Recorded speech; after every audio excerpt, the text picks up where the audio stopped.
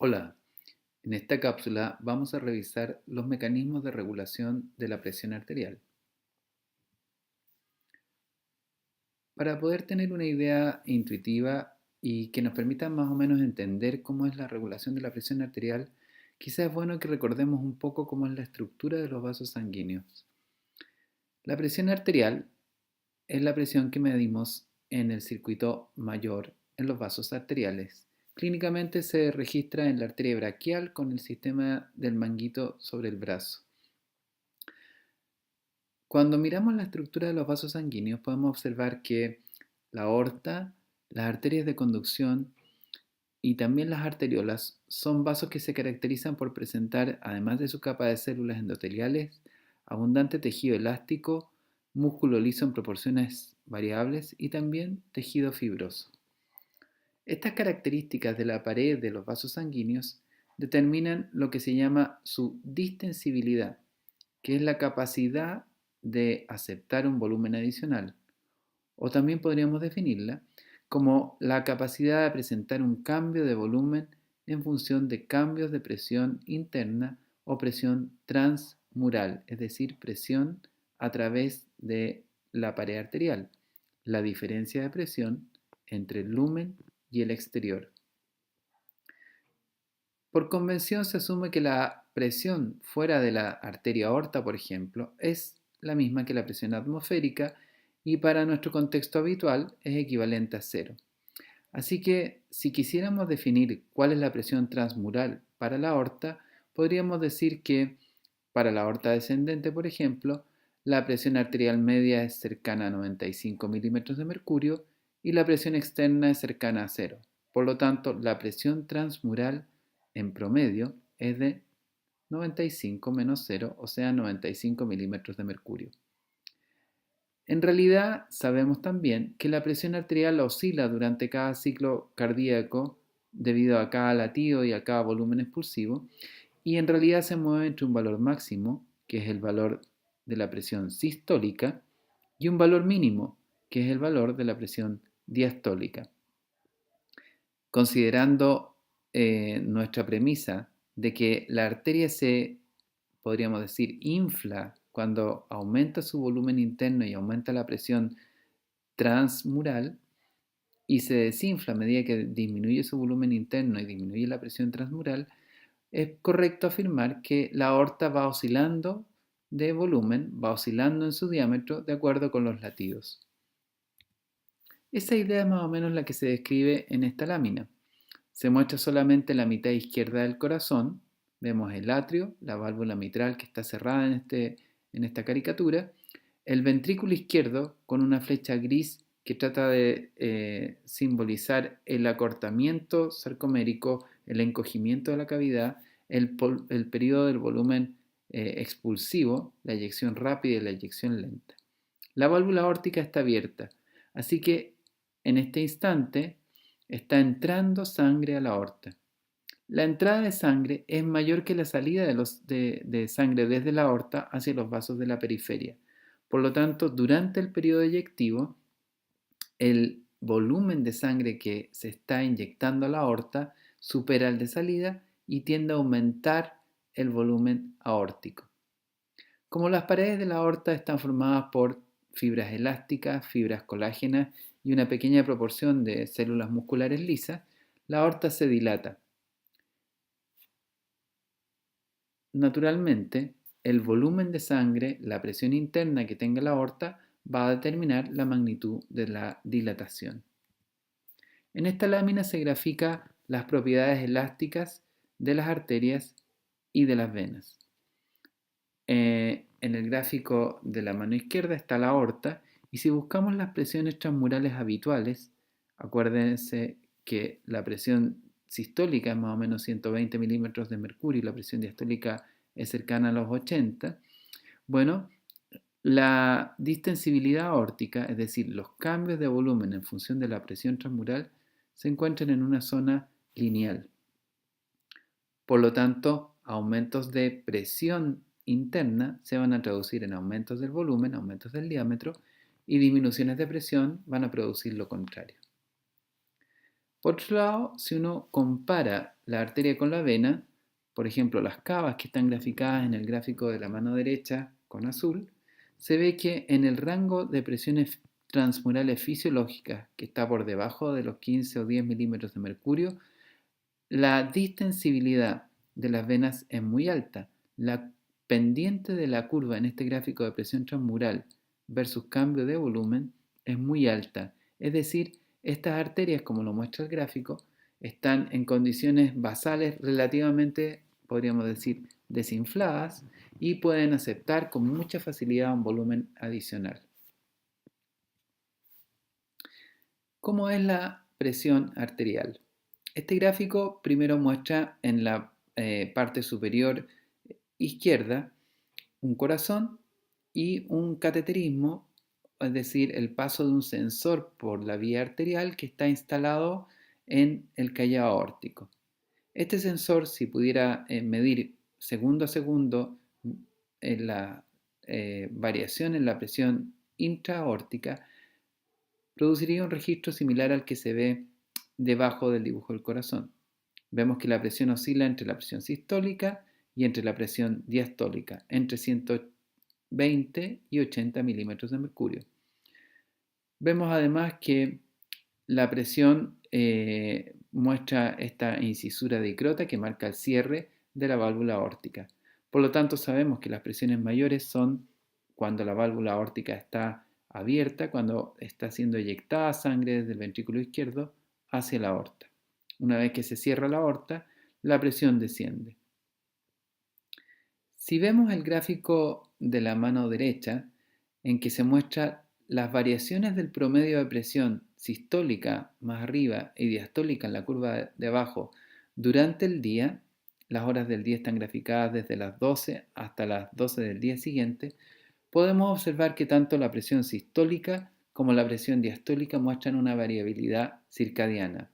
En general, durante el sueño, después de las 9 de la noche, después de las 21 horas, como muestra el gráfico, la presión tiende a disminuir.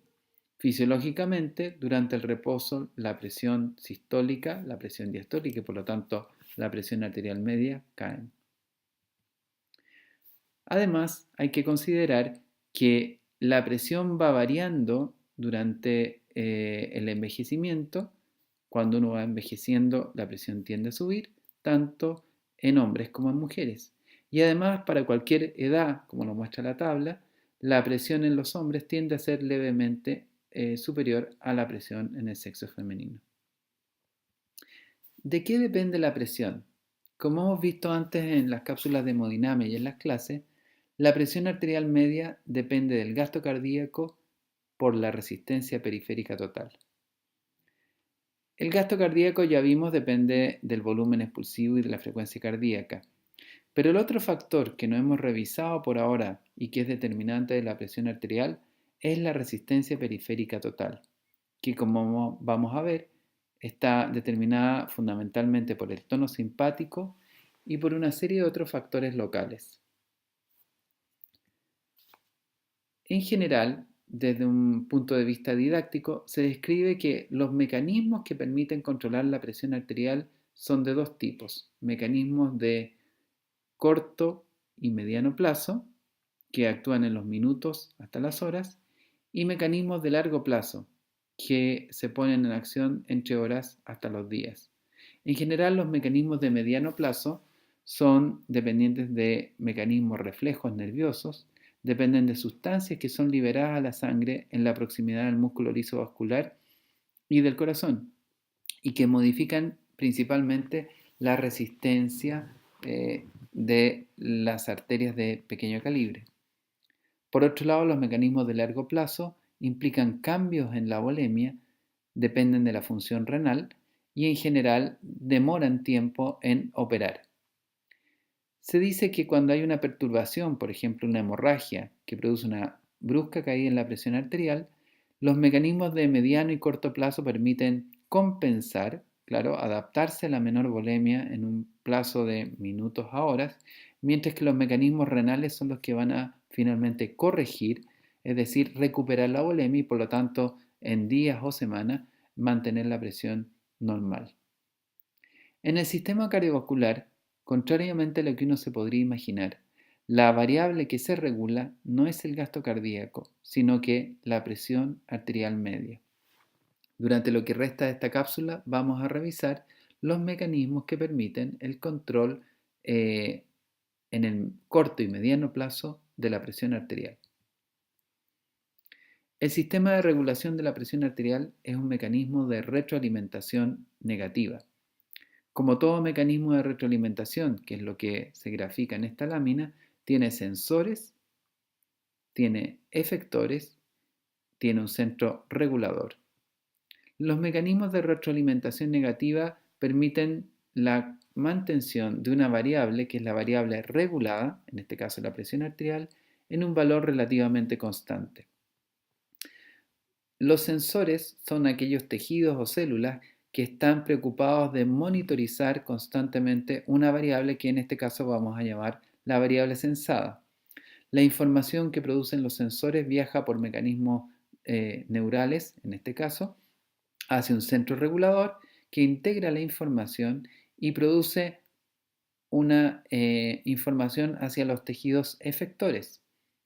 La información es normalmente nerviosa, son mecanismos reflejos que activan, modifican la actividad en los tejidos efectores de modo de controlar la variable regulada, la presión arterial. En nuestro caso, en el caso de la regulación de la presión arterial, la variable sensada es la presión intravascular en las grandes arterias. Y lo que se controla, la variable regulada, es el estado de contracción del músculo liso de la pared arterial y la función cardíaca. Este diapositivo muestra los principales componentes del mecanismo de regulación de la presión arterial.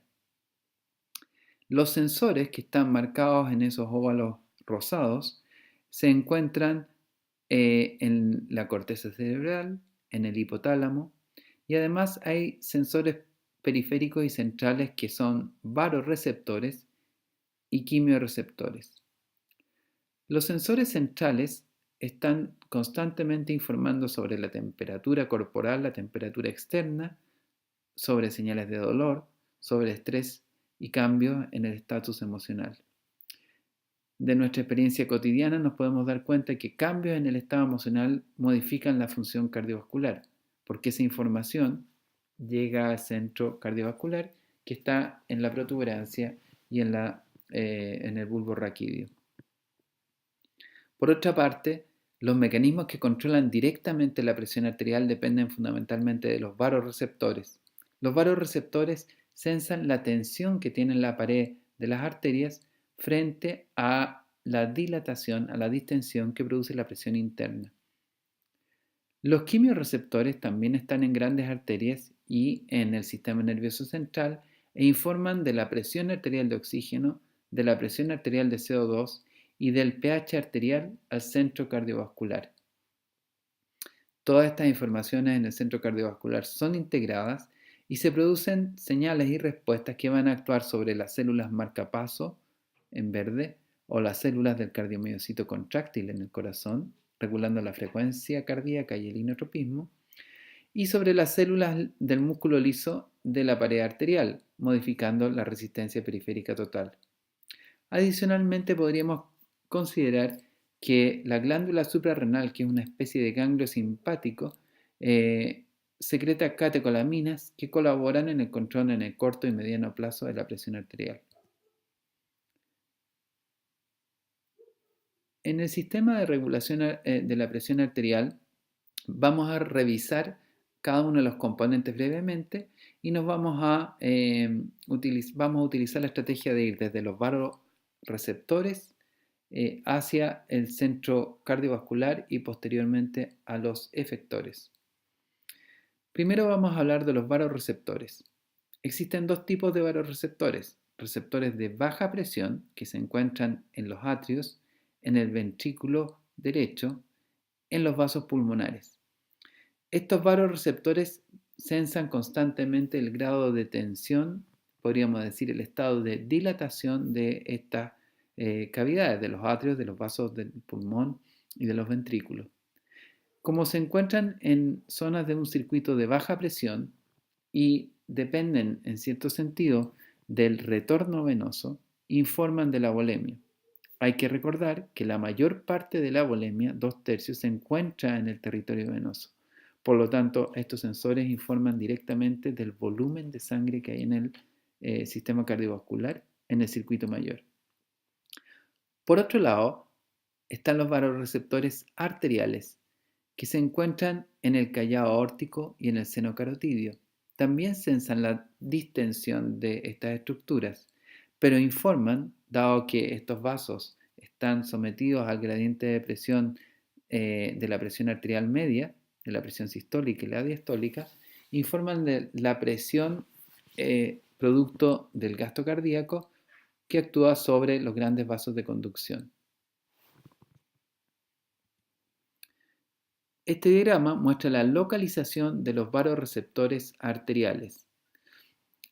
A mano izquierda se muestran los terminales nerviosos que están en la dilatación de la bifurcación carotidia y que se llama seno carotidio. En el lado derecho se muestran los receptores nerviosos que están en el callado aórtico. Estos receptores nerviosos, podríamos decir esquemáticamente, que se parecen a los corpúsculos de Pacini, que sensan en la piel la sensación táctil. Son terminales que, frente al estiramiento o la deformación de la pared arterial, activan canales de sodio y de calcio que producen despolarización de la neurona vasoreceptora.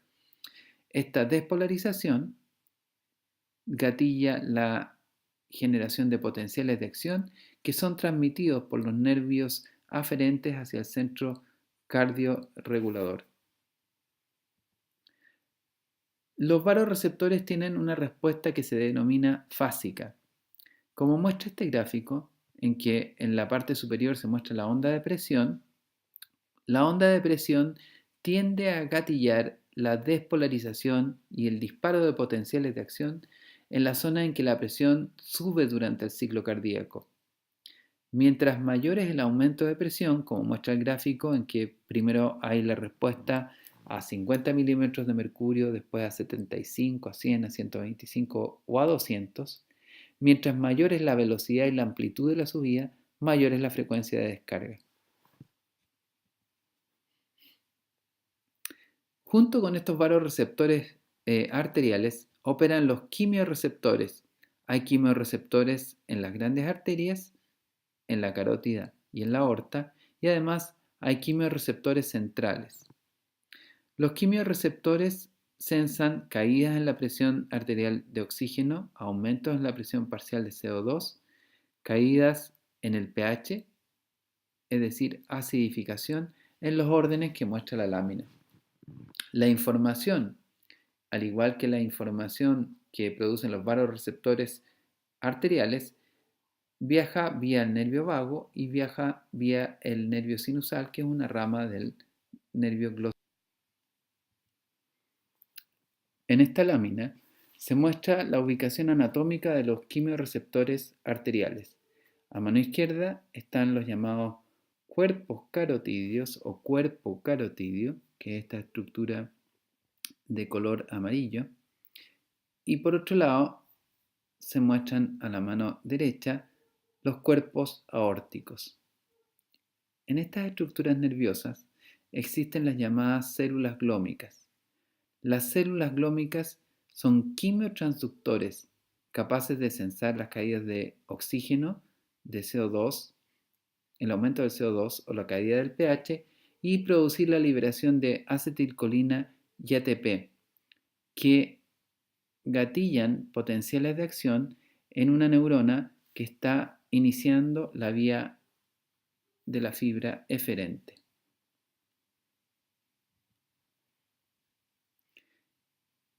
En general, como vemos, tanto los vasoreceptores como los quimiorreceptores que se ubican en el sistema arterial son claves en la regulación de la presión. Como mencionábamos, la información de estos sistemas de receptores viaja por el nervio vago y por el nervio glosofaringio, si viene desde el callado aórtico o bien de la bifurcación carotidia, y por estos nervios llega al centro cardiovascular, que es un conjunto de distintos núcleos neuronales que no son anatómicamente distinguibles, pero que funcionan en forma integrada y que se encuentran en la médula y en la protuberancia. Aquí tenemos un mapa a mano izquierda que describe la ubicación anatómica general del centro cardiovascular. A la derecha está una descripción más detallada pero esquemática de los distintos núcleos y de las vías que alimentan al centro cardiovascular. La información que viene desde el callado aórtico y desde la bifurcación carotidia viaja vía décimo y noveno par, vago y glosofaringio, y llega al núcleo del tracto solitario. El núcleo del tracto solitario normalmente está inhibiendo a otras áreas que son activadoras, como muestra en el gráfico con estas neuronas, estas interneuronas negras, que actúan sobre el núcleo ambiguo, inhibe también sobre el área vasomotora C1 a1 que están hacia ventral. Por lo tanto, el núcleo del tracto solitario actúa como una estructura neural que normalmente inhibe a las zonas que, también ubicadas en la médula espinal, tienden a producir activación del sistema cardiovascular. Un aumento en la descarga de los receptores periféricos, de los varoreceptores o de los quimiorreceptores, va a aumentar la actividad del núcleo del tracto solitario y que por lo tanto va a inhibir con mayor fuerza las zonas que son vasomotoras, como C1 a1 y el núcleo ambiguo. Las eferencias que produce el centro cardiovascular viajan por el sistema nervioso simpático y van a inervar tanto al corazón como a la pared de los vasos sanguíneos de resistencia, por neuronas que son, como dice este esquema, postganglionares y que sinaptan en los tejidos en estas estructuras que denominamos varicosidades. En el caso del sistema nervioso simpático, las varicosidades cuentan con el norepinefrina como neurotransmisor. Muy resumidamente, esta tabla, muestra los tejidos, las vías, los neurotransmisores, el efector, el receptor, el mecanismo de transducción de la señal y el efecto que tienen los distintos sistemas para controlar la presión. A nivel cardíaco, el sistema simpático, que se verá activado al disminuir la presión arterial, al disminuir la actividad del núcleo del tracto solitario y por lo tanto disminuir la inhibición de las zonas vasomotoras, se va a producir liberación de norepinefrina. La norepinefrina, en el caso del corazón, va a actuar ya sea sobre las células marcapaso a través de receptores beta-1 adrenérgicos y va a producir taquicardia. Y cuando lo haga sobre las células contráctiles, que también tienen el receptor beta-1 adrenérgico, va a tener un efecto inótropo positivo. Tanto el aumento de la frecuencia cardíaca como el inotropismo tienden a aumentar el gasto cardíaco y por lo tanto a subir la presión arterial. Por el contrario, si disminuye el tono simpático y hay un predominio parasimpático, que es lo típicamente observado cuando aumenta la presión, los varoreceptores y quimiorreceptores aumentan su descarga y eso activa el núcleo del tracto solitario, aumentando la inhibición sobre las zonas vasomotoras, se va a liberar como neurotransmisor acetilcolina. Este va a actuar fundamentalmente sobre las células marcapaso y va a producir bradicardia.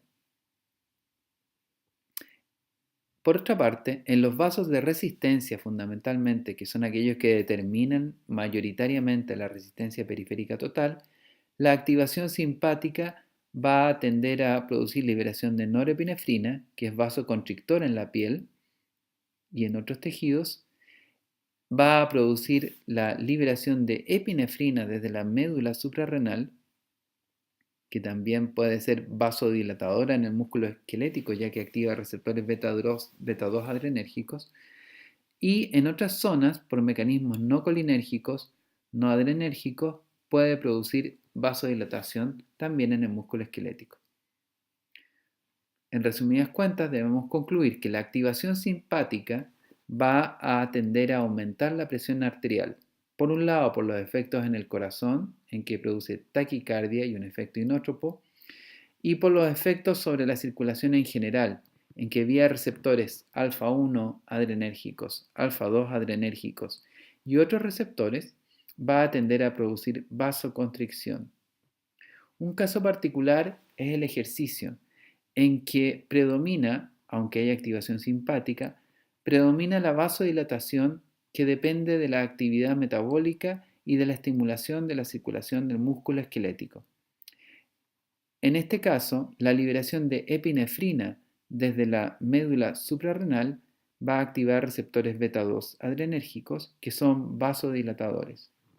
Adicionalmente, los metabolitos locales que se producen en el músculo esquelético en actividad también son vasodilatadores. Por lo tanto, en el caso del ejercicio, aunque hay activación del sistema simpático, la gran vasodilatación que tiene el tejido muscular esquelético, que en masa contribuye más o menos al 50 o 60% del peso corporal, va a producir finalmente una disminución de la resistencia periférica total.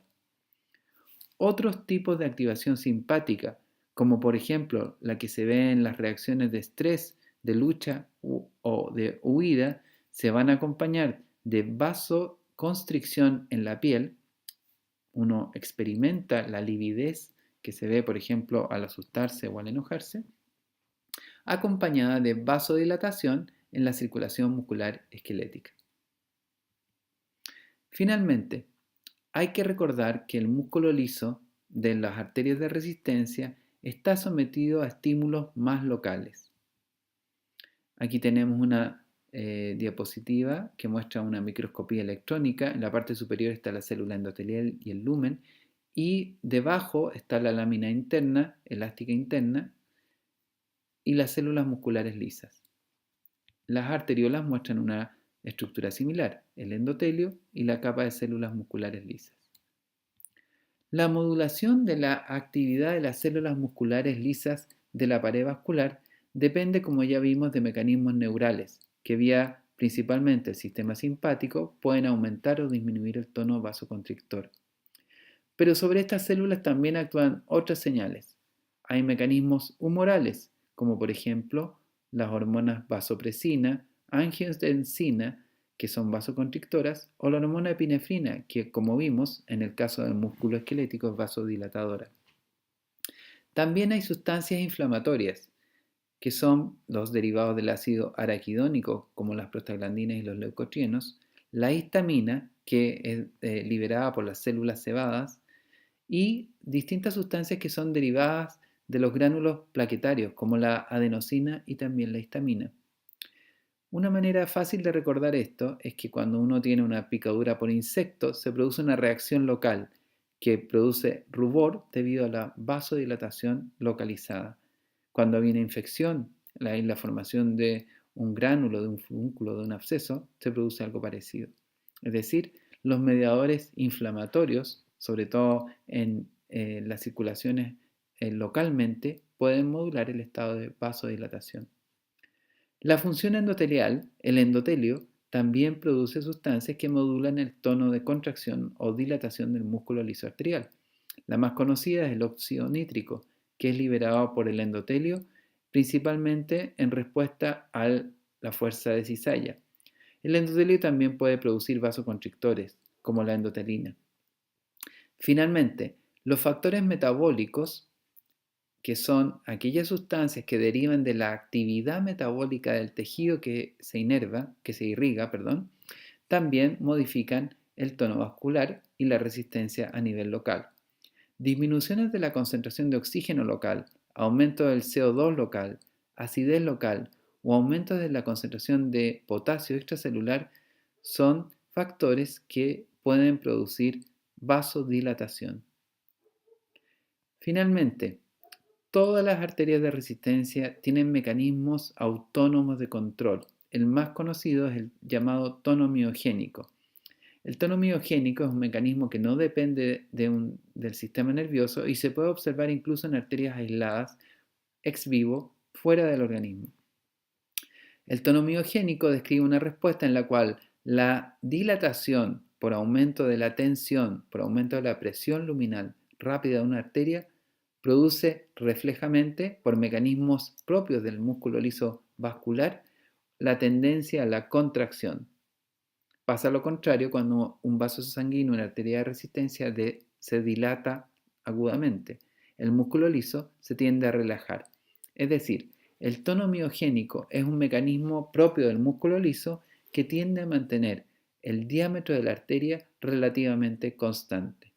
Sobre el tono miogénico se sobreponen todas las otras señales que están enumeradas en esta lámina. Para no olvidar, ahí están ejemplos de algunas sustancias vasoactivas que actúan sobre el músculo liso vascular. La angiotensina y la vasopresina, que actúan sobre receptores de membrana acoplados a proteína G, o la epinefrina y el óxido nítrico, que son vasodilatadores. En particular, ha existido mucho interés en el óxido nítrico porque junto con ser vasodilatador, modifica el crecimiento y la composición de la pared de las arterias de resistencia. Como decíamos, el óxido nítrico es producido por acción de la fuerza de cizalla fisiológicamente, que estimula la entrada de calcio a las células endoteliales y eso a la enzima que sintetiza el óxido nítrico que se llama ENOS o Endothelial Nitric Oxide Synthase. El óxido nítrico es un gas, el NO, que difunde rápidamente y actúa en la célula muscular lisa, activando la producción de GMP cíclico, que es vasodilatador.